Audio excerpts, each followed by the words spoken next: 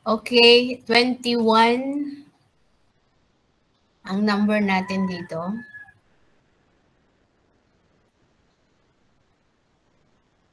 Okay. So I have introduced to you last week the definition of parasitology. We have discussed about the relationships that can exist between the two major players in parasitology. That means the host and the parasite. And what are those relationships that we have discussed? Symbiotic relationship, meaning relationship between two dissimilar organisms. So these are Nicole Perez. What are those three relationships? Symbiotic relationship. Nicole Gatdula. Good morning po.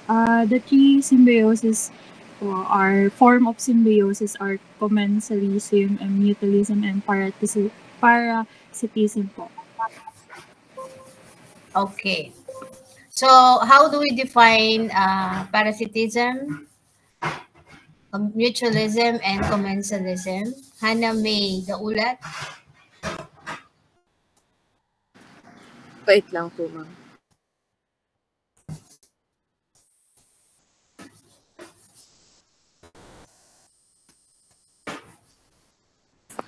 Hello po. So,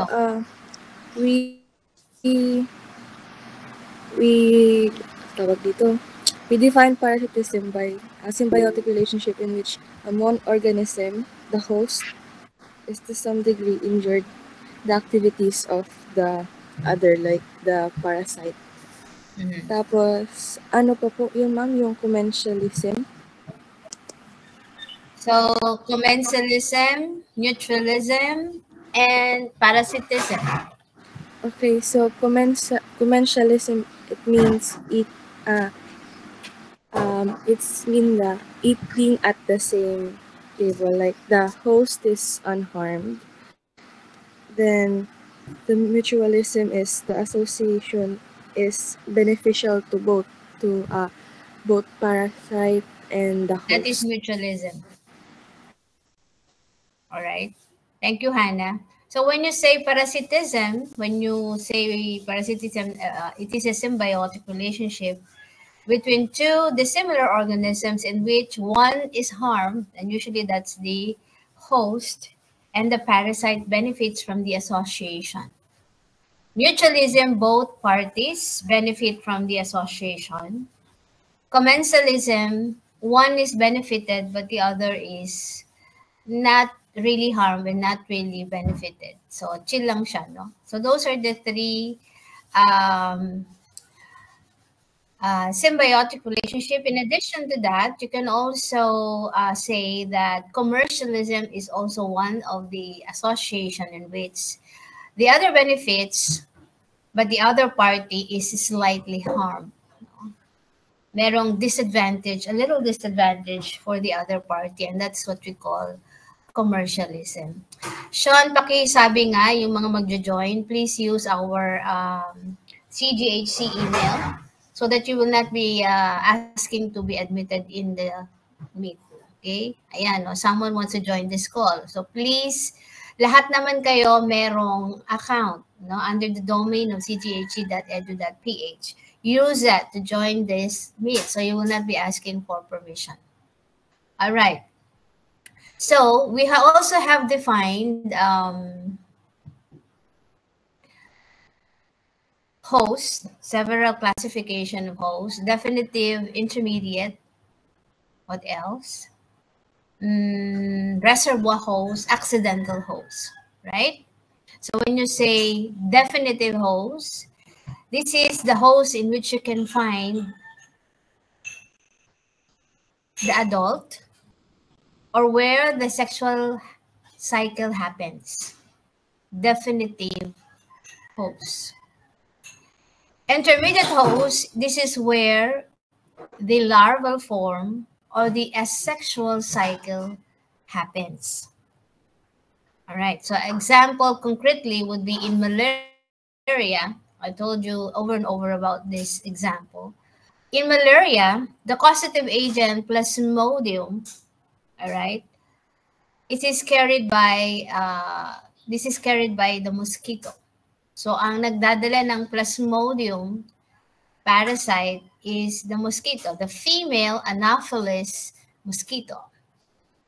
Now, kapag ang female Anopheles mosquito would bite a human na wala pang malaria, so it will introduce to that host the infective stage, which is called what?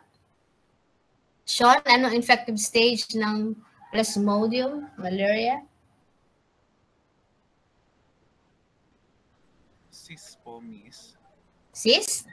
Ay, yung ano po ulit, Miss? Infective stage po. Infective stage. Anong form ang dala-dala ng lamok na magi-infect sa taong walang Entry larva po ba, Miss? malaria? So, hindi na maalala ni Sean. Okay, it is the sporozoites. Okay? From the saliva of the mosquito, meron yung sporozoites. Yung sporozoites na ito, pag kumagat ang lamok, dala-dala niya yung sporozoites sa kanyang bibig, sa saliva niya, i-introduce na ito sa pasyente. So, it will travel the liver. So, paggagaling sa bloodstream, pupunta saan? Sa liver. Pupunta yan sa liver in the hepatocytes. Now, in the liver cells, these sporozoites will develop to become merozoites. The merozoites will be greatly, it will reproduce, so maraming number ng merozoites ang dadami sila. So the hepatocytes in their great number will burst. So yung liver cells will burst, now spreading the merozoites in the bloodstream.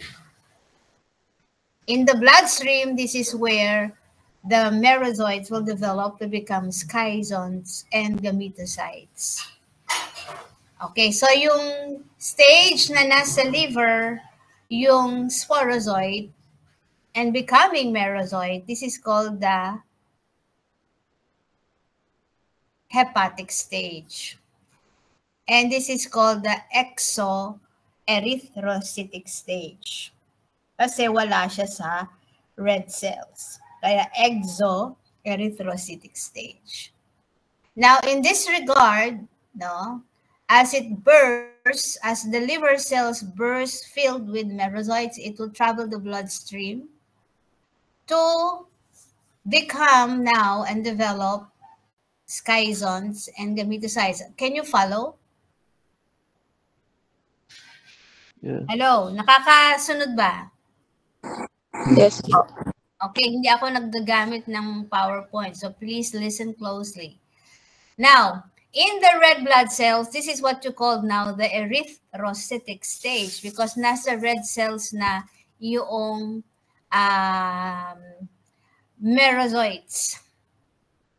Okay, so magde-develop siya to schizons and gametocytes. This is what we call the asexual stage. And asexual stage occurs in the RBCs of humans. And so humans, therefore, by our definition, intermediate host, this is where the asexual phase occurs. So therefore, ang intermediate host, humans. Now, after developing into the erythrocytic stage, schizons and gametocytes, one mosquito can bite another female Anopheles mosquito, uninfected, will bite the humans with the malaria now. So what will this mosquito get from this infected person are the gametocytes. Diba? Nasa dugo na kasi yung parasite, tama? At nag-develop na sa gametocytes and schizons. So what is important when that mosquito, Anopheles female mosquito, uninfected bites, it will get what it it will get the gametocytes. Male and female gametocytes. We call it microgametocyte and macrogametocytes. Then, no, nasa mosquito na ngayon yung gametocytes, inside the gut of the mosquito, this will develop into fusion. So the sexual phase now will occur in which the micro and macrogametocyte will fuse, okay, producing ookinete, and this is the sexual phase. Further development of the ookinete will now produce sporozoites. Kanina nangyari yung sexual phase? Yung joining ng micro and macrogametocyte. Kanina nangyari, Sean? Saan nangyari yung fusion ng microgametocyte at macrogametocyte? Sean, are you with me? Yes po, Miss. O, kanina nangyari? Saan nangyari?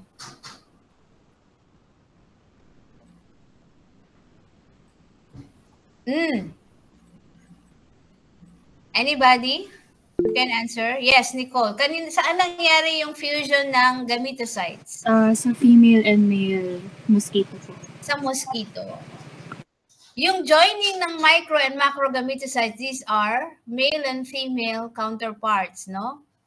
Of the plasmodium. So this is sexual. So ibig sabihin, kung saan nangyari yung sexual phase, yun yung definitive host. So ano ngayon yung mosquito? Siya ngayon yung definitive host. We're just talking about the type of host. And we are giving concrete examples for you to understand this better. Reservoir host, usually reservoir host is the source of infection. Okay? Doon naglalagay, doon nakatira, doon nag-harbor yung parasite. Accidental host, by chance, hindi naman talaga siya ang definitive host or maybe intermediate host noong parasite. Pero by chance, alright, naging host siya. Okay, last night I was discussing cestodes with one of the students. One concrete example I gave for the accidental host is in the case of Hymenopus neina. Hymenopus is a tapeworm. No? It's actually the smallest or the dwarf tapeworm. What tapeworms are flatworms, no? And to be able to be infected with the dwarf tapeworm, okay, yung eggs manggagaling sa feces ng daga. Okay? So, sa feces ng daga, nahandoon yung eggs of the Hymenopus neina. Alright? Ngayon, yung Hymenopus neina eggs, once transmitted by contaminated food, water, animals also can be contaminated with the eggs bearing oncosphere, no, noong parasite. Okay. Kailangan niya ng pwedeng ang egg noong Hymenopus neina ay matransmit niya sa humans. Siguro through fingers or contaminated food or contaminated water. So by chance, may ingest nung humans yung contaminated food na may fecal matter from the rats bearing the eggs of Hymenopus neina. It is not usually the host. Humans are not usually the host of Hymenopus neina. No. Accidentally, by chance, na-contaminate yung food or water. This is where pupasok sa humans yung Hymenopus neina eggs. And that could infect humans. So, accidental host. Actually, ang definitive host nito ay daga, no? Sa loob ng daga, nagde-develop siya to become tapeworms. And the tapeworms, because they are hermaphrodite, their gravid proglottids can discharge these eggs, no, reinfecting the rat over and over again. But by chance, because accidentally it can lodge, okay, the feces of rats can lodge and contaminate food and water and any articles like the fingers, no, then it can come inside human hosts, and that is accidental, right? So that is an example of accidental, reservoir, intermediate, and definitive host. Is that clear for now? Malinaw ba yung intermediate, definitive, reservoir, accidental? Nulit lang natin, di ba? And then parasites can be also classified. No, not parasite. Yes, parasite could be classified based on the location, ecto and endoparasite. So when they dwell, no, and infect organs inside, they are called endoparasite. If they infect outside the body, that it means infestation. No? The better word is infestation, not infection. Okay, infestation of the head. Okay, like the lice. So you call it pediculosis. So that is infestation. So parasites that are infecting the outside the body, so the head or the groin or the genital organs or the bird, right? So this is actually ectoparasites. And then if it is mandatory for them to have a host that it will infect, the parasite is called obligate. And if it can exist in free living forms, then it is what? Facultative. So, obligate kapag kailangan sa life cycle niya ang host. Kapag hindi, they can exist outside the environment freely, then they are facultative. Facultative, they can have with or without host. And then the others, pathogenic and non-pathogenic, if they can cause disease, pathogenic, if not, non-pathogenic. So I have also introduced to you, this is just a review, the classification, general classification of parasites. So we say the protozoans are single-celled parasites, and the metazoans are the ones that are called multicellular parasites. So we'll be dealing first with the protozoans this morning. And under protozoans, I have introduced also to you, there are 4 classifications. And what are those 4 classifications? Okay, yung ating group chat, ang ating chat box dito, please log in your names, okay? I can address the time that you came in. Okay. All right, let me check. And ano yung 4 na klase ng protozoans? Okay, pinin ko, no? Pinin ko yung message. So please log your name. Okay, Kyle, Adrian, Francisco, what are those 4 classes? Review na lang to. Protozoans tayo, unicellular parasites. The 4 classes of protozoans are Sarcodina, Mastigophora, Ciliophora, okay, and very good, Mr. Porzoa. Francisco. So under the class of Sarcodina, narito yung tinatawag nating amoeba. Okay. Nakita niyo ba yung slide na to? Can you see this slide? Yes po. Okay. Thank you very much for the reply. So under the class Sarcodina, this is where amoeba and amoeboids or amoeba-like organisms belong. Under the sporozoans, these houses the parasites which have diverse structures, and they are non-motile, so they did not move. Okay? Kasama rito yung Plasmodium and Toxoplasma. Under the class Mastigophora, this is where you find the flagellates. They are parasites with flagella. So they move about using these flagella.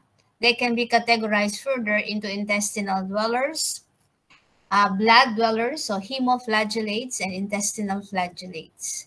And of course, the last one will be under the class Ciliata, in which this is where Balantidium coli belong, and they are found with cilia as their locomotory organ. So they move about, all right, using the cilia. All right.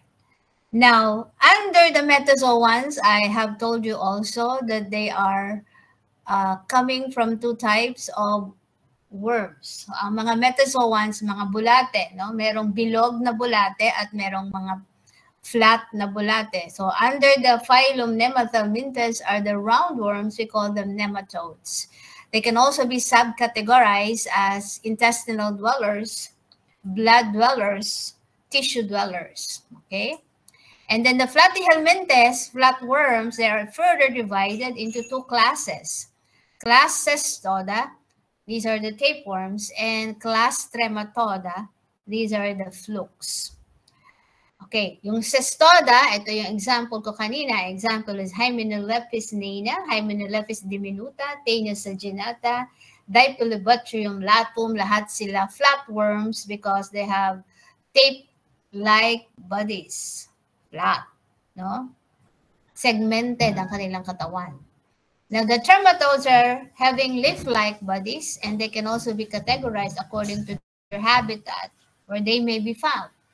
So trematodes could be intestinal dwellers, okay, liver, and some will be found in the blood, right? Intestine, in the liver, in the lungs, in the blood, all right? These are flukes. All right, let us concentrate now on the protozoan, starting with the amoeba. Of course, sa amoeba, the only, okay, pathogenic intestinal amoeba is none other than Entamoeba histolytica.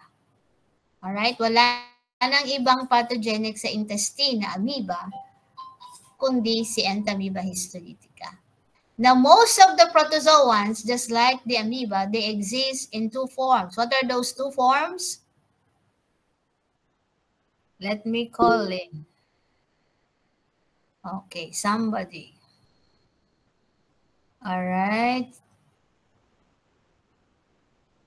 Mr. Bernardo Tyke. What are the two forms of protozoans? Cyst po tsaka tropocyte. Very good, Mr. Bernardo. Okay, how would you differentiate tropozoite from cyst? Okay, let me call on another one. This is the review, right? Okay, tingnan natin kung sino mga nandito and let us check. Shara May Dolfo. Shara May. Yung differentiate tropozoite from cyst. tropozoite po, motile sila, tsaka active, gumagalaw po. Tapos yung cyst, dormant po sila pa kadalasan. Thank you very much. Very good, Miss Dolfo. Ella May Encarnacion. Miss Ella May Encarnacion, are you with us? Yes po, Miss. Okay. So, according to the two forms of protozoans, tropozoite and cyst, ano dito ang infective stage? Yung cyst po. Bakit cyst as hindi tropozoite ang infective stage? Okay? Kasi Let po, us, yes, reason out. kasi po, nakaka-survive po siya outside host. Okay, very good, Miss Encarnacion. The cyst is the infective form because the trapezoid is labile. Within 30 minutes of passage, the trapezoid may be destroyed. Nasisira na siya. Okay? So, it is advised that once the patient collects, usually diarrheic ang stool pagka may trapezoid. Being nurses, no? You should keep in your mind that once the patient is diagnosed with amoebiasis or the clinical impression of the doctor is amoebiasis, and the patient is asked for samples for definitive diagnosis, you will see that the patient will collect watery, diarrheic, or liquid stool. Now, within 30 minutes of passage, the trapezoid may die. Okay? So if it dies, then wala nang makikita sa lab, no? Hindi mako-complete yung diagnosis. So it's very important once there is a clinical impression of amoebiasis and the patients collect sample for confirmation. Through laboratory diagnosis, you should bring the specimen, okay, ask the porters to bring the specimen to the lab immediately, no, para hindi mamatay yung trapezoid.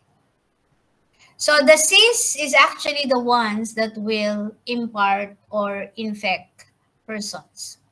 Cysts in the environment, all right, it can withstand environmental conditions such as cool and moist conditions, okay, up to 12 days. In water, it may become viable for about a month, right? So the cysts will get into the host in contaminated food or water. So when it is taken inside the stomach, it will travel to the intestine.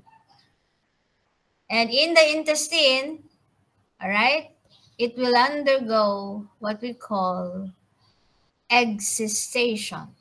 So in the small intestine, the cyst, okay, will be liberated from the wall, from its wall, no, and form metacystic trapezoids. So therefore, yung cyst magiging trapezoid. Ito yung tinatawag nating excistation. Alright? So where it will happen? In the small intestine.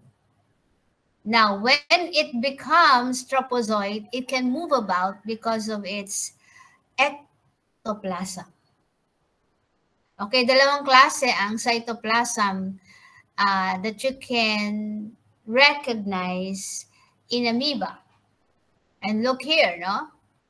The ones that will crawl, allow crawling of the amoeba is called the ectoplasm. And the one that stays behind, okay, is called the endoplasm.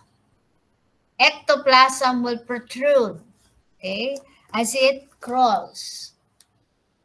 So therefore, malikot na si amoeba. It can travel through the different tissues and organs of the body, going into the inner, no, penetrating the mucosa of the intestines and going into the bloodstream, going to different organs. In the large intestine alone, it can ulcerate tissues, much like a flash-shaped ulcers. So mabubutas ang intestinal wall. Kaya nga siya nakakatuloy, no, sa mga different organs of the body because of invasion of the mucosal wall, leading to the bloodstream and going into the circulation and elsewhere in the different organs of the body. Now, when the lumen of the large intestine becomes dehydrated, this is where it will encystate. Ano ibig sabihin sa process? Encystation. Where now, from the motile trapezoid, it will become a cyst again. All right? So encystation is the process where the trapezoid can transform to become a cyst again. Now, with the formation of the cyst of the amoeba, it encloses in it some food inclusion made up of glycogen, and we call this chromatoidal body. It will undergo 2 consecutive mitoses, producing 4 nuclei. And so when you take a look and examine the stool, you might see not only the cyst, but also the trapezoid. Okay? So this can be passed in form or semi-formed stool if it is cyst. Largely, if the appearance of the stool is semi-formed to formed, most of the time what you will be seeing are the cyst form. And we said that the cyst form is a dormant stage, non-motile stage, okay, non-vegetative stage. So therefore, the diagnostic forms that you can see to be able to have a clue and confirm that the patient is suffering from amoebiasis, you can see the cyst as well as the trapezoid.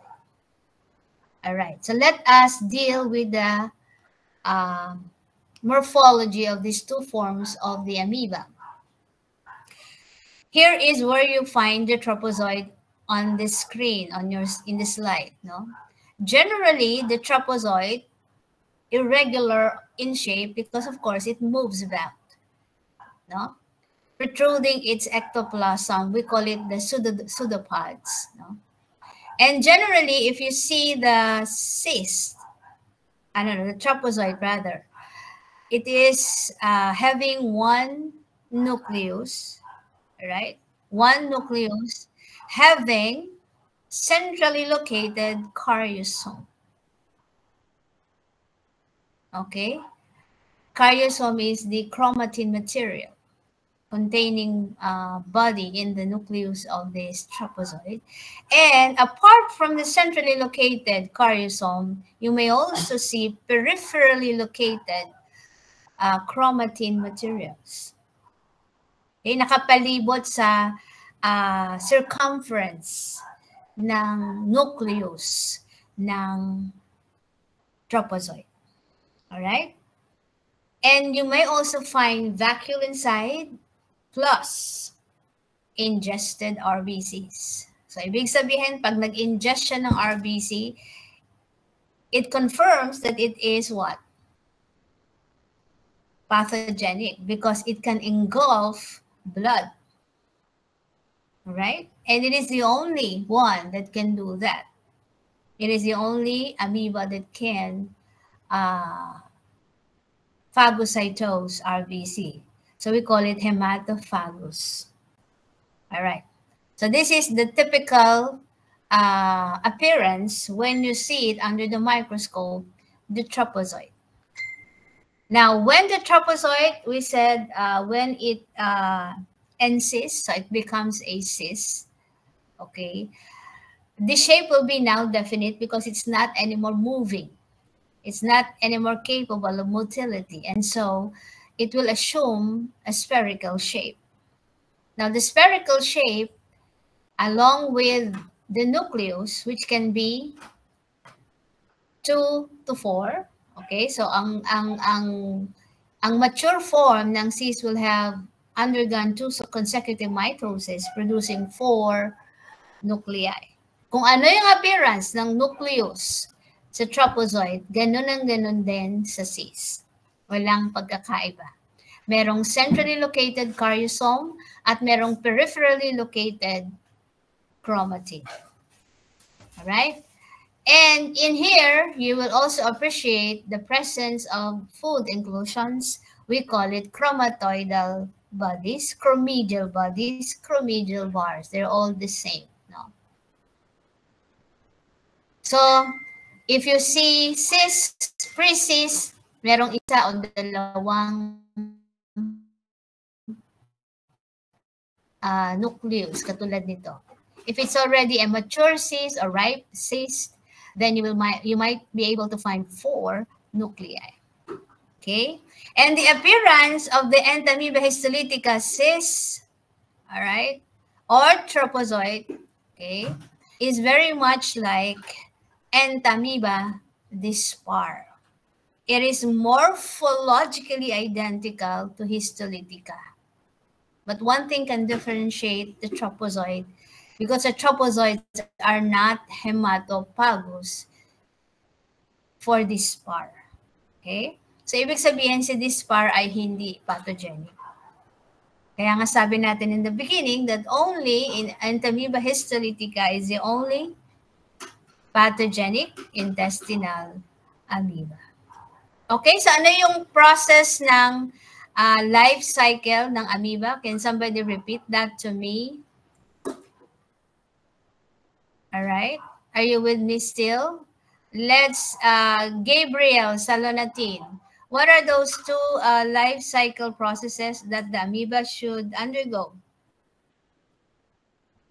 Mr. Gabriel Salonatin. Ano nga yung diniscuss nating process ng life cycle nila?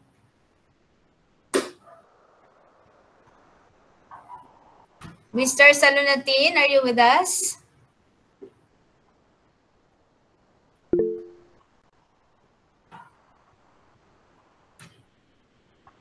Walang reply si Mr. Salonatin. Are you just connected? Kung magko-connect lang kayo at you're elsewhere in the house doing something else or nasa ibang lugar kayo doing something else, don't join anymore. No.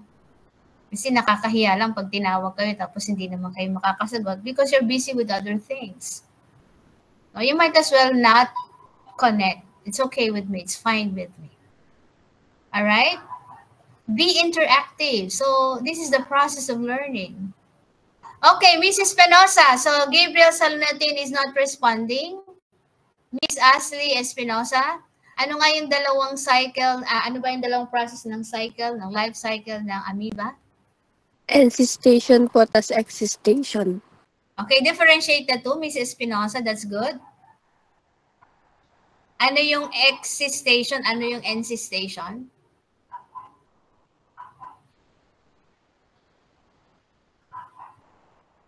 Miss Espinosa, can you still... Yung... Andito pa po. Yung ano po, yung excistation, ito po yung ano, nag-occur siya sa small intestine tapos... So, yung cis,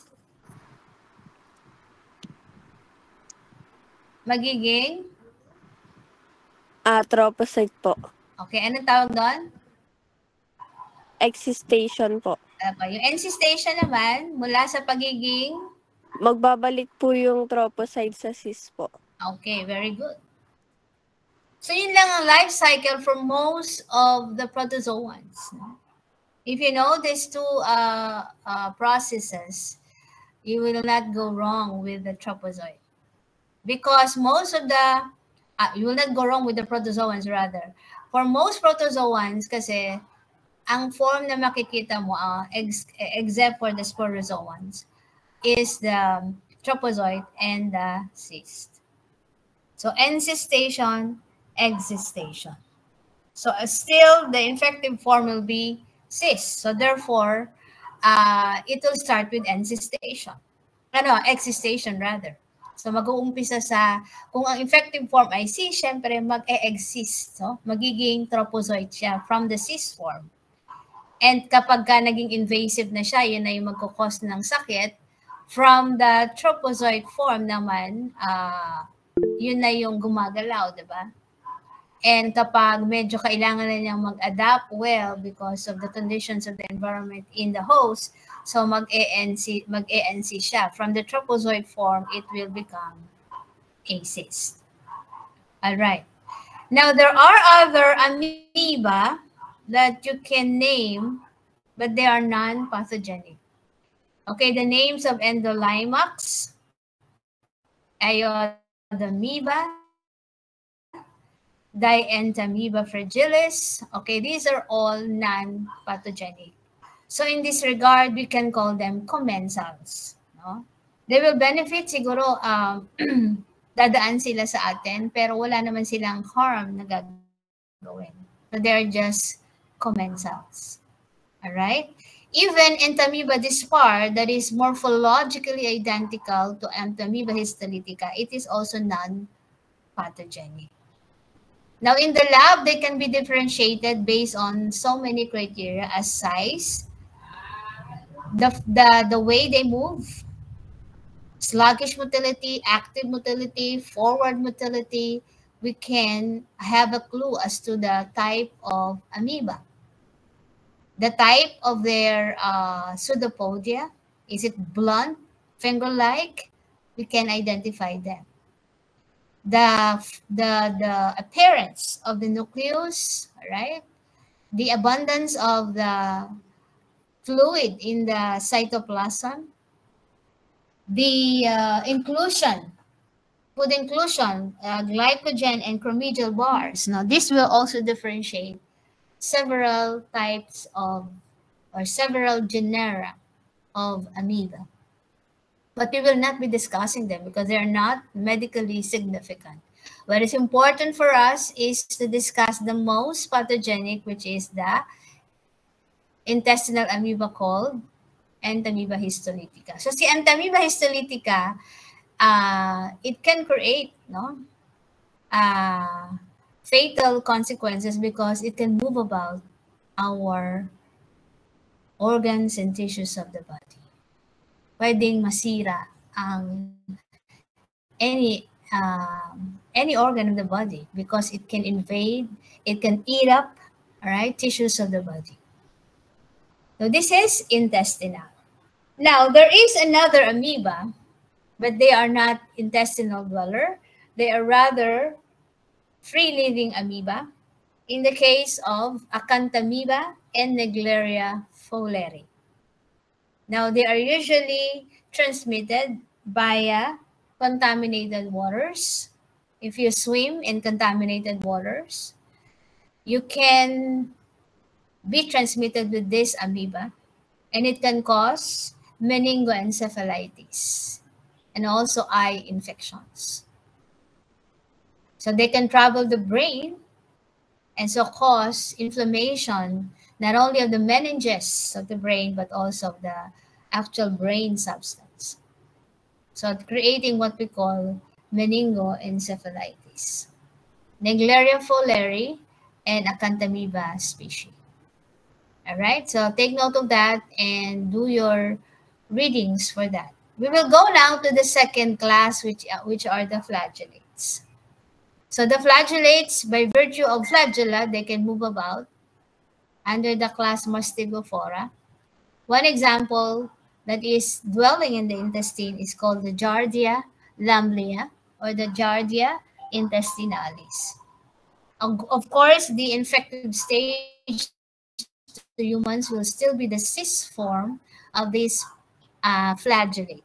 Now, the cyst, once ingested with contaminated water or food, it will undergo the same process as we have discussed in amoeba of excistation.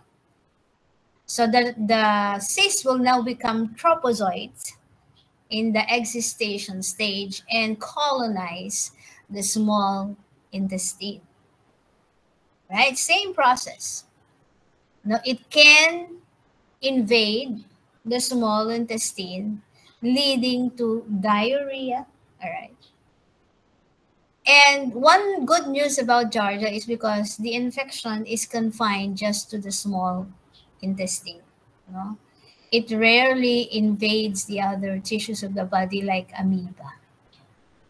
So it can cause abdominal pain, diarrhea, nausea,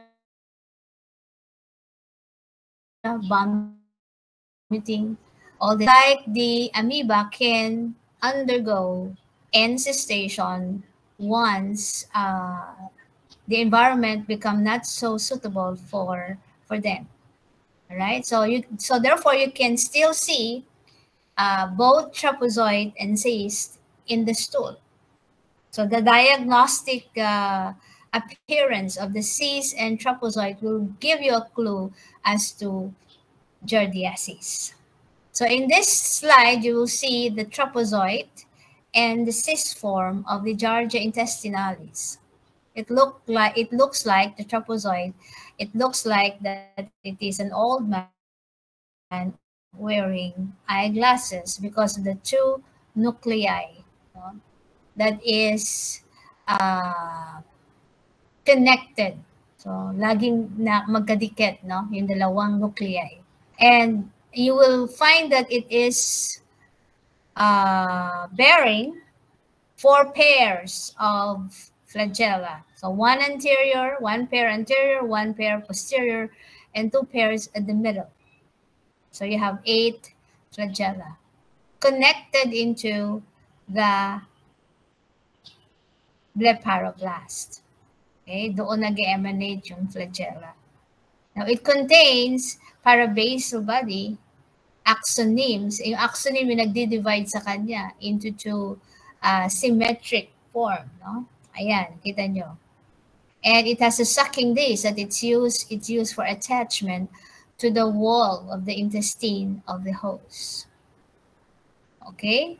Central caryosome din, ang kanyang nuclei, nasa gitna, yung chromatin material. Okay? At wala siyang peripherally located chromosome, just like the amoeba. Walang ganon. Now, the trapezoid will also be seen in liquid forms of stools. And when it becomes a cyst, okay, you will find that it can have 2 to 4 nuclei. Parang amoeba rin, 2 to 4 nuclei. The remains of the flagella can be seen inside double-walled yung cyst. And then around 8 to 12 micrometer, bigger than an RBC. Ang cyst form ng trapezoid. Giardia lamblia or Giardia intestinalis. This is what? Intestinal dweller. Now, there are flagellates that dwells in the blood. We call them hemoflagellates. And this is the best exemplified by trypanosoma and leishmania. But before going that, I forgot, Meron pa palang ibang flagellate that can inhabit human body, and this is called the Trichomonas. Si Trichomonas, not a intestinal dweller, not also blood dweller, but Trichomonas vaginalis. This one is hominis on your screen. So kamag-anak niya, kapatid niya si vaginalis. Trichomonas will dwell in atrial cavities of the body, just like the vagina, causing what you call trichomoniasis. And trichomoniasis is an STD, can be transferred through sexual intercourse. And very important to note, the trichomonas, they have no cyst form. Okay, no known cyst form, and therefore the infective stage will be the trapezoid, and the diagnostic stage will still be the trapezoid because of the absence of cyst form. And you will note that in Trichomonas, the flagella, 4 flagella are anteriorly located, emanating from a blepharoblast, 4, na anteriorly located flagella ang makikita nyo saan? Sa trapezoid. Trapezoid lang ang meron sa Trichomonas. Single nucleus with centrally located caryosome. Yun yung makikita nyo. It has a mouth-like part called cytostome. Alright. And there is an undulating membrane that it used for movement as well. Yan. All right, this is Trichomonas vaginalis. Trichomonas hominis is a commensal class, usually found also in the stool. But Trichomonas vaginalis, gusto niya sa mga, sa vagina. Okay, so yan yung flagellate. Merong flagellate that would like and prefer to dwell in the blood, and these are the Trypanosoma and Leishmania. So do your readings for this, Trypanosoma and Leishmania. Let's go to the ciliate. Okay, the ciliates, they are provided with cilia for their organ of locomotion. One good example is Balantidium coli. Now, this can also cause diarrhea. But of course, the infective stage will also be the cyst, and it can undergo encystation to become cyst, and excistation to become trapezoid. So when it exists, right, it will be able to move about in the intestine, invading the intestine, creating lesions similar to large flask. So kung sa amoeba is flask-shaped ulcer, ito naman large ulcers. Mabubutas, no? As it invades the intestine, pwedeng mabutas yung intestinal wall. So ulcer, no, ang tawag doon. It will ulcerate because of the many multiplying cysts, no? And becoming trapezoid, no? It can invade. But the good news about Balantidium coli, it only dwells in the intestine. Wala siyang hematogenous spread that it can go up different organs of the body just like amoeba. No? So hindi siya, dyan lang, confined lang siya sa intestines. Bubutasin niya yung intestine, malalaking butas. Mas malalaki kaysa sa amoeba ang pwede niyang gawin. Kasi bakit? Mas malalaki tong parasite na ito. This ciliate are bigger. Kaya pag nakita niyo yung itlog nito sa lab, no? Itlog, hindi itlog. Pag nakita niyo yung cyst and trapezoid, hindi na kailangan maghanap pa because it's big, no? Ayan. Now, same form can be seen in the stool as diagnostic stages. Both the cyst and the trapezoid can also be seen in the stool. And the reservoir for this parasite is the pig. Actually, marami niyan sa baboy, no? Yan. Okay, this is the trapezoid or the vegetative stage of the Balantidium coli. You will see here the cilia as its locomotory organ surrounding the entire, no, body of the Balantidium coli. It has a mouth-like part called cytostome and a anus-like part called cytopage. It has two kinds of nucleus, the macro and the micronucleus. Macro, malaki, di ba? And it is sausage-shaped in appearance.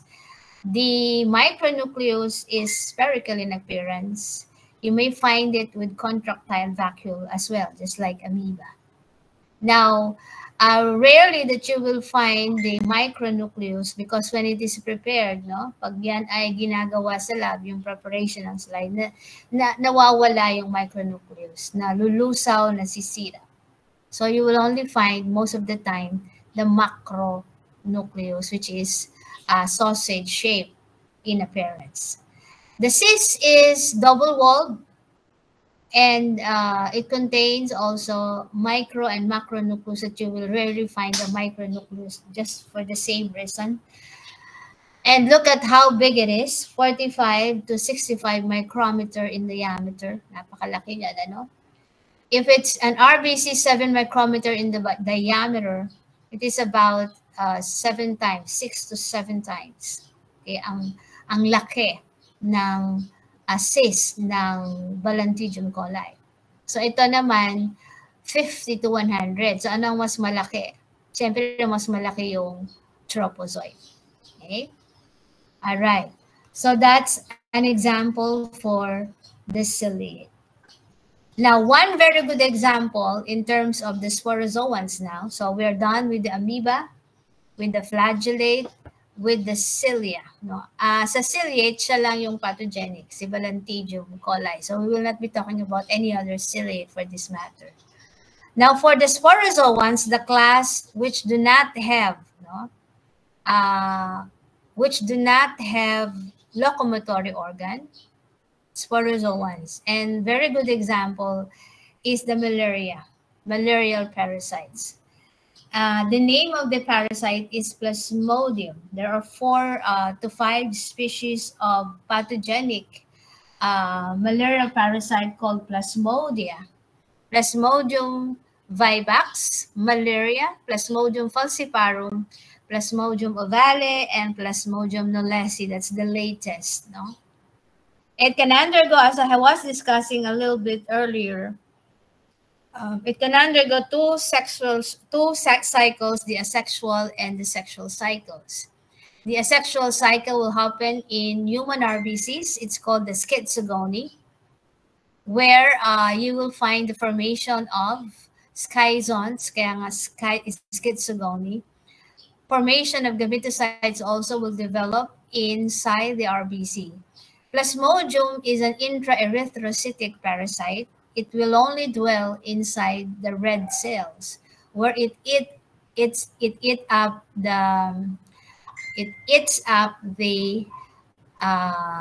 hemoglobin, all right, na nasa loob ng RBC. Now, when it ingests and eat up the particles that are inside the red blood cells, may mga natitira siya, no? Okay, pigments that are derived from hemoglobin you can see them to differentiate the different species of Plasmodium. Now, in this regard, since the asexual cycle happens in the RBC, humans are near intermediate hosts. Kailangan sa cycle niya, it's mandatory for the parasite to eat using the RBC particles, hemoglobin inside the RBC. And so, kailangan niya ng intermediate host in the form of humans. Then, of course,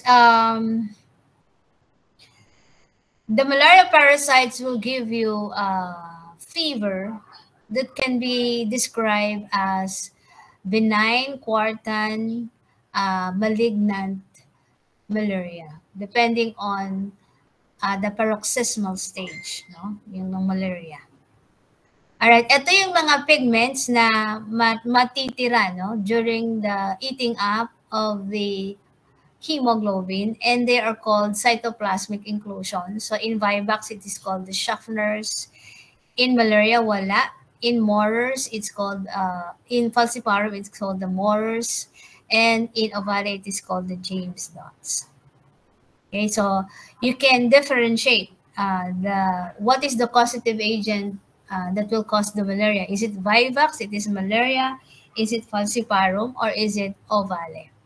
Let's go to the life cycle. Again, ulitin ko ulit yung example kanina, no? Ang mai-infect ka ng malaria, the causative agent is Plasmodium pag kinagat ka ng babaeng lamok. Anong tawag dun sa lamok? Anong genus? Anopheles. Okay? Babaeng lamok lang ang nangangagat kasi ang lalaking lamok hindi na kailangan ng blood in its life cycle. So, pag may kumagat sa inyo, babae yun. No? So, yung babaeng lamok, i-introduce niya sa pagkagat niya sa ating skin, yung sporozoids. Sporozoids is the infective stage. Ano? So, pag nai-inject na ng mosquito yung sporozoids, it will go to the liver. So, infected person now with the sporozoids will have it in their liver. Okay, so from the saliva of the biting parts of the mosquito, ando na si sporozoids. Nag-travel na sa liver. Now, inside the liver, the sporozoids will become merozoids. Okay, so magde-divide, magmumultiply yung sporozoites and become many merozoites bursting the liver cells. Okay, so bursting the merozoites in the liver cells. Okay, I stand corrected. All right, sporozoites infecting the liver is called exoerythrocytic stage, wala sa RBC. And once they multiplied and burst in the hepatocytes, it will travel the circulation and infect red blood cells.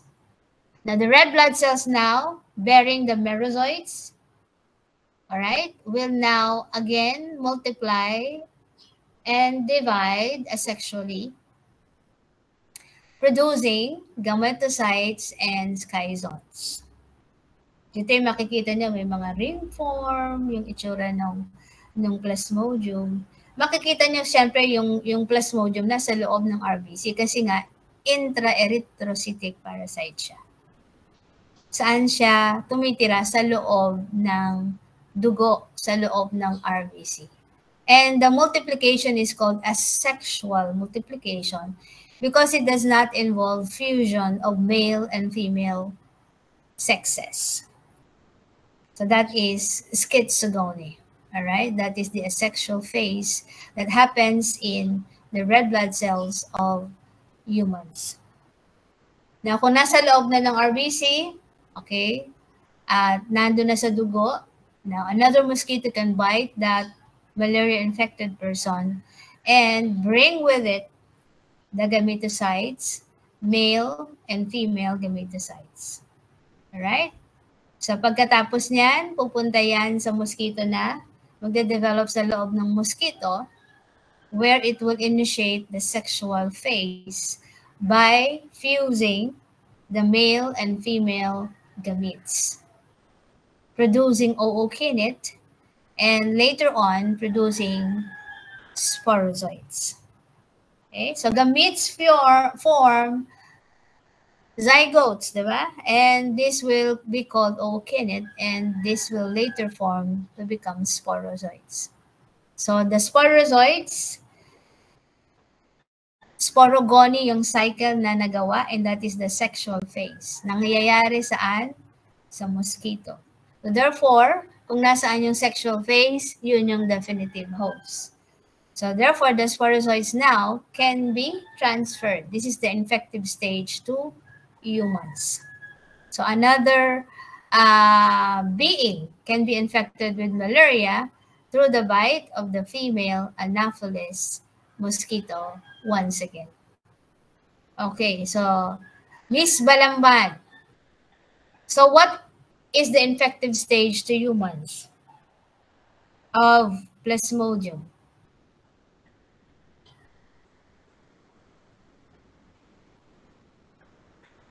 Miss Balamban, are you with us? Yes po. Yes. Anong nag-infect sa tao kaya nagkaroon siya ng malaria? Yung sporocytes po. Ano naman ang infective stage sa mosquito? Ay, yung ano po, merozoites. Merozoites? Ang magi-infect ba sa mosquito ay merozoites? Ano ang dapat makuha ng mosquito? Okay, let us call other. Thank you, Miss Balamban. Hanapin natin yung makakasagot. Geronimo.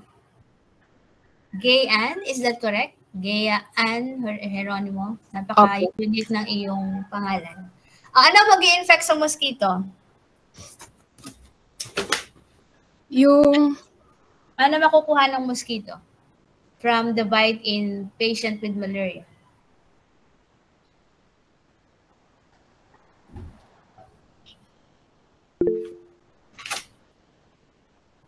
So the infective stage to humans, sporozoites. What is the infective stage to the mosquito? Paano may infect ang mosquito? Ano makukuha niya from sucking the blood of patients with malaria? Ano, lifeline, Miss Geronimo? Okay, we'll ask the others. Don't worry. Abarico, Justine. Did you listen to my explanation, Justine Ambarico? Good morning po. Good morning. Gametocytes po. Alright. Gametocytes, no? Ms. Geronimo, gametocytes are the infective stage to humans. Okay? Sporozoites are the infective stage. Gametocytes are the infective stage to mosquitoes. Sporozoites are the infective stage to humans. Okay?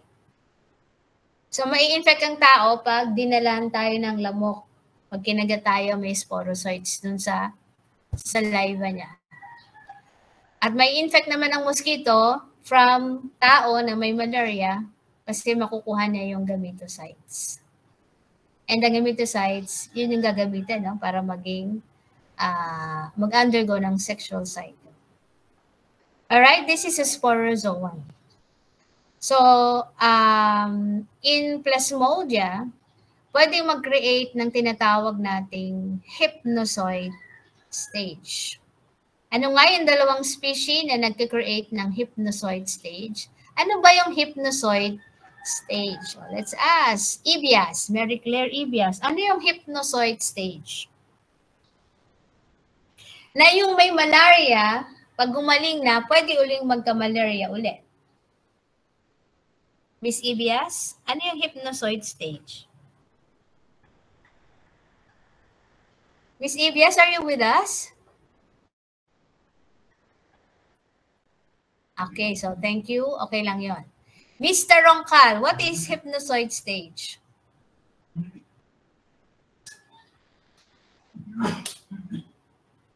Mr. Roncal, are you with us? Matthew?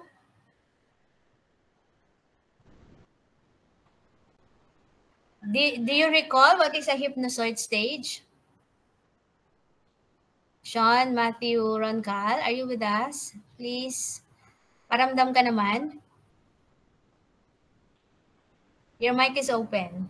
I can see that your mic is open.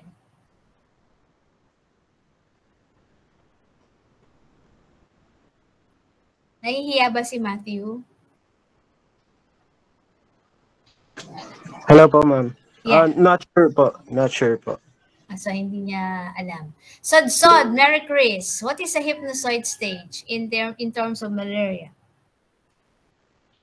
So po, yeah. Yung ano po nag-stay sa, parang yung po yung natitira pero hindi po siya nagkukos. Dormant po. Hindi po nagkukos ng sakit. Hindi nagkukos ng sakit? Parang tulog maybe lang for po. some time, hindi, no? Apo. Okay, so isa pa, pag wala ito, Micaela Rain, is it Denava? Yes po. Okay, Miss Denava, what is a hypnozoid stage? Hypnozoid po is dormant, latent, na nasa liver cells lang po siya. Okay. Hypnozoid stage is a dormant liver form. Sa 4 na Plasmodia, sino yung nakakagawa nun?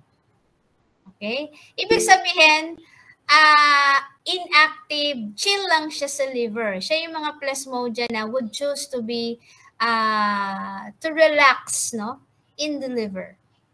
And what are the two genera that does that? What type of Plasmodia? Okay, Sam, Angelique. Yeah, Santos. Ang ganda ng profile niya, meron siya corona, no? So, Sam, ano yan? Bakit may corona ka dyan? Miss Plasmodium vivax and Plasmodium ovale po. Okay, very good. Sam, bakit meron kang corona dyan sa profile mo? Sorry po. Patalastas muna. Wala lang.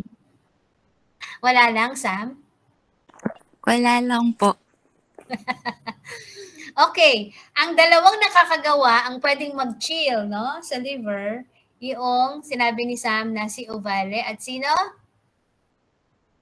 Vivax. Vivax. So, ang nakakagawa lang ng itong dalawa. Ano yon? Hypnozoid stage is dormant liver form. Na kapag let's say, ginamot natin yung pasyente. Napatay natin yung lahat ng nasa blood, lahat ng nasa RBCs. Okay?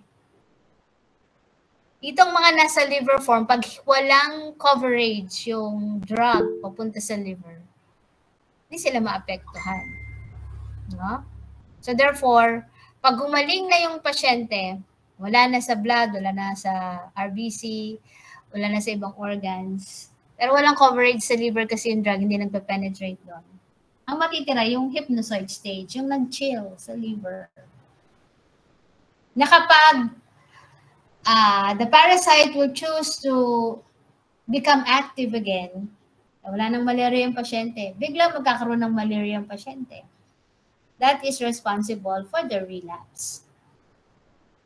Okay, that is responsible for the reoccurrence of malaria once again because of the activated hypnozoid stage in the liver, which is it can only be ovale and vivax. So therefore, if we are treating malaria in this sense, dapat may coverage sa liver form. So yung mga nasa liver dapat makarating doon yung gamot. Kapag hindi makakarating yung gamot sa liver, so may matitirang Vivax or ovale. Kung Vivax man ang nag-infect o ovale man, may matitirang mga Plasmodium na hindi mapapatay. Na kapag naalis na lahat ng natitirang iba pang mga Plasmodium sa ibang katawan, siya, pag nagising uli siya at naging active, magkukos uli ng malaria. And that is why the coverage for treatment for malaria should include primaquine. No? Not only chloroquine. Primaquine will extend to the liver. Siya yung makakagamot dun sa mga hypnozoid stage. Alright? So yan yung 4 classes of protozoans. They're all single-celled. They are all existing in 2 forms, cyst and trapezoid, and the infective stage is the cyst. Okay, the trapezoid is the active motile stage. This one is the one that will cause you destruction of tissues of the body. In the same way, if particular tissue is destroyed, particular symptoms can be seen. No? So therefore, those that are non-pathogenic, hindi na natin siya i-cover. Okay, so paano natin nakikita yung ano ang gagawin natin para ma-diagnose natin yung malaria? Okay, simple lang, no? Since they are found in the blood in humans, of course, the best specimen will be blood. And we have to make a peripheral blood smear, thin and thick smear, okay? Thin and thick smear. And from the thick smear, ang gamit ng thick smear, para lang, pag thick, syempre makapal yung dugo, to detect kung merong Plasmodium. Yung thin smear is for the identification of which species of Plasmodium is involved in the disease process. Okay? Kasi makikita mo doon, pagka thin smear, yung RBC, hiwalay-hiwalay sila, at makikita mo kung anong merong form, schizont ba yan, ring form ba yan, gametocyte ba yan.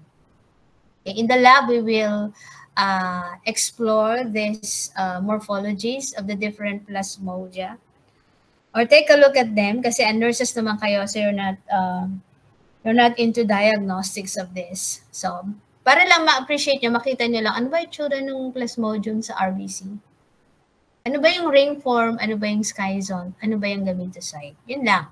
But of course, you can differentiate this Plasmodia based on these morphologies. May mga ovale, James dots, mga ganun, na kailangan yung tingnan para ma-differentiate yung Plasmodium. But you will not be looking at that and differentiate species. What I want you to just be aware of and recognize is their appearance. Most probably, ganito pala itsura ng schizones, ganito pala itsura ng gametocyte, ganito pala ang ring form. Kaya pala ring kasi parang singsing. Okay? So, yun lang. Hanggang dun lang kayo. But definitely you will not be looking at, what is this? Ovale? Vivax? Valeria? Hindi na gano'n, ano? It's not your child. It's not included in your curriculum. Hindi yun yung para sa inyo. Okay, so sa lab, we'll be looking at the different classes of protozoans. Protozoans, ang titingnan natin yung Plasmodia. In the flagellate, we'll be looking at Giardia intestinalis. Kasi I don't think meron tayong Leishmania and Trypanosoma. I will check. And then for the amoeba, of course, Entamoeba histolytica, cyst and trapezoid. For the ciliates, Balantidium coli. No? So lahat represented, lahat ng classes ng protozoans. Okay, now, we will not have lab but give you a synchronous assignment in terms of the lab. Siya nga pala, Mr. Pagar, can you copy the ones in the chat box para sa attendance and give me the attendance? Right now, we are 36. So, meron tayong missing personalities or classmates that are not found in here. No? So, please tell them na kung may lab sila, asynchronous ang lab. No? I'll be giving assignment. So, your assignment for the lab, I hope nandito rin may mga lab. Your assignment for the lab is to draw, no? A cyst and trapezoid of Entamoeba histolytica. Draw the parts of a cyst and a trapezoid. And then draw by hand, draw by hand the structure of the cyst and trapezoid of Giardia lamblia. Draw and label, no, correspondingly. And then one also for Balantidium coli. Draw and label the cyst and trapezoid of Balantidium coli. Very basic. No? I just want you to be familiar with the parts that you can see under the microscope for these protozoans. And now, after drawing the parts, itemize the parts and identify the function or describe each of those parts. Ano ba yon? Ano ba yung cytostome? Para saan ba yon? Okay? Ano ba yung cytopage? Para saan ba yon? Okay? Ano yung chromedial bars? Para saan ba yon? Okay? Ano yung macronucleus? Para saan ba yon? Ano yung macronucleus? You describe what is that and then define its purpose or function. Is that clear? Now, one for sporozoa. So, you see, tagi-isa, no? Isang amoeba, isang flagellate, isang ciliate, tsaka isang sporozoan. Sa sporozoan, we'll be dealing with Plasmodia. So, i-draw nyo ang Plasmodium ring form, Plasmodium schizon, Plasmodium gametocyte. Okay? Iba-iba. Falciparum, Vivax, Valeria, Ovale. So, therefore, sa sporozoans, madami kayong i-draw. Okay? Schizons, gametocyte, alright? Then, the ring forms for Valeria, Falciparum, Ovale, Vivax. Alright? Yun yung assignment ninyo. Now, differentiate the morphologies of this gametocyte. May mga gametocyte na parang crescent shape sa Falciparum. Yung iba bilog lang ang gametocyte. Okay, so para maintindihan nyo, magkakaiba pala yan ng itsura. Just draw for your knowledge. No? Hindi naman natin titingnan yan sa microscope. Para at least alam nyo na ganito pala itsura. Can you follow? So that's your asynchronous assignment for the lab. Hello? Yes po. Okay. My questions assignment, that should be drawn by hand individually. Your name should be written, and the activity is protozoans. Protozoans. Yes, Sean. Miss, saang paper po? 8.5 by 11, one paper. Okay, pag sinabi kong 8.5 by 11, walang A4, walang long. 8.5 by 11. Follow specifications. Okay, kailangan lahat ng pages. Kung gagamit kayo ng 3 pages, 4 pages, lagyan nyo ng pangalan lahat. And then, pass this on, ano ngayon, Saturday? Next Thursday. Okay? Ang lab natin kasi Thursday, right? So, pass this on Thursday. So, you have a lot of time to prepare for this. Pero dapat, ginawa nyo na yan ngayon. Pagkatapos nating mag-sign off sa class, gawin nyo na para tapos na. Okay, reminder that on Monday, you'll be having your lecture long quiz. Tama ba, Sean? Miss, wala pong schedule po na long quiz po sa syllabus. Ha? Wala pong long quiz na naka-schedule po. Monday. Wednesday ba? Wala po. Sa week 5 pa po. June Ay, 5 oo. to July Tapos 5. na pala. Yung lab pala ang Thursday. Sorry. Tapos na pala. Yung long quiz ninyo, nabigay ko na pala. Hindi ko pa na nabigay yung scores. But I have done checking it. Tapos na ako mag-check. Tapos na pala yung lecture long quiz. I'm sorry. Sorry. Ang dami ko kasing hawak nagkaka-mix-mix. Okay, ang maglo-long quiz pala, ibang class, histology class pala ang maglo-long quiz sa Monday. But I'm done with it. Hindi ko palang ba nabalik? O, nabalik ko na. Yes po, Miss. Hindi pa po nabalik yung long quiz. Okay, so tapos ko na yung i-check. So I'll be giving you on Monday siguro yung result ng long quiz. Okay, so we'll be starting off with another lesson on Monday, and that will be on metazoans already. So we'll start with cestodes, then go to trematodes. So pag nag-resume tayo ng lab, sabi ko kay Sean, magdala kayo ng, anong dadalhin nyo? Index card ulit, no? According to your group. And we will be looking at those drawings live, no? Sa mga slides na meron tayo sa lab under the microscope. So pag dinrawing nyo ngayon, at least alam nyo na, familiar kayo na sa structure. So pag nakita nyo, ma-identify nyo na yung mga parts doon under the microscope. Because assignment nyo ngayon na synchronous. Alright? Hello? Yes po. Okay. May tanong? Okay, Miss De Guzman, may tanong? Wala po, Miss. Okay. So, by Monday, we'll continue with our discussions. So, if we have another quiz more, it will be about protozoans. Meron tayo nakaschedule pa mga quiz, tama, Sean? I'm not so familiar kasi wala yung laptop ko dito sa bahay. Miss, wala na pong quiz po. Long quiz na po diretso. Long quiz na.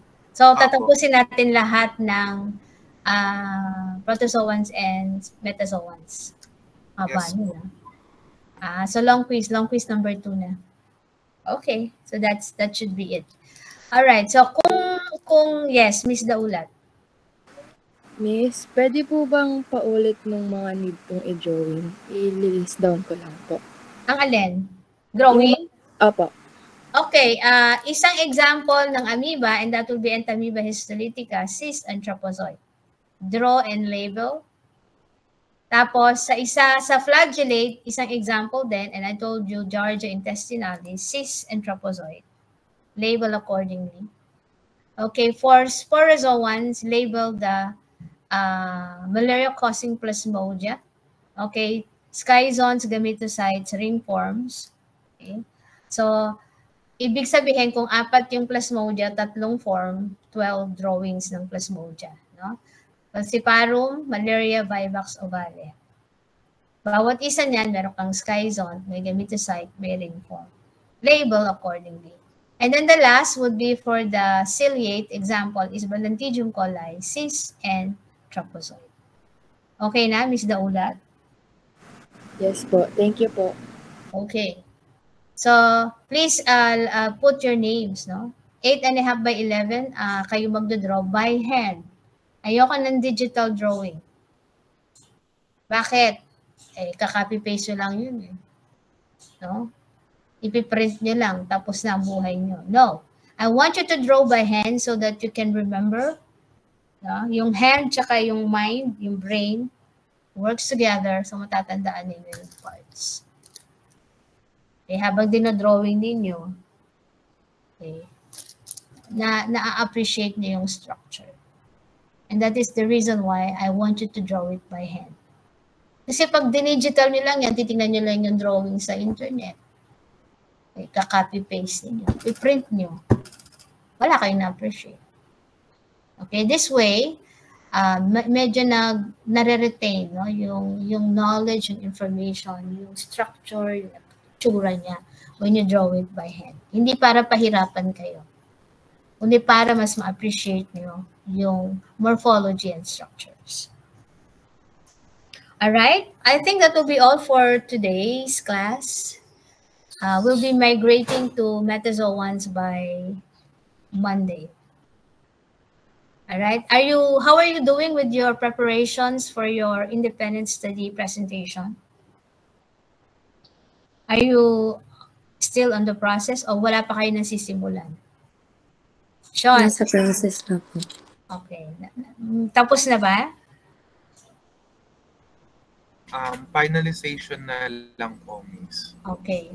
So we are devoting one meeting day for all of you. 10 groups yata tayo sa lecture kaya medyo mahaba-habang usapan niya.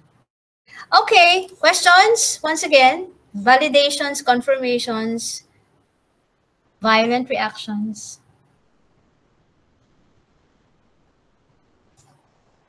Ay, Sean, yung attendance ha, yung nakapin. Yes po, Miss. 36, tapos 37 ngayon. So I expect 37 yung nakalista doon.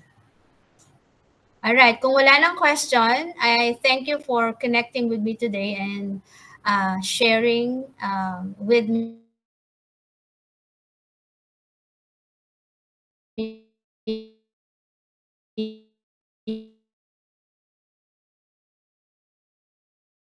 yung gustong mag-online. But then again, because of some pressing matters, I need to be online. Okay, hindi ko naman kayo kinakalimutan despite na may mga concerns, personal concerns that I have to attend to in times like this. Okay, so I'll see you Monday for the lecture and have a nice day, everyone. Take care and do your assignment asynchronously. Thank you, Sean. Bye. Thank you po. Thank you po. Thank you po. Bye, ma'am.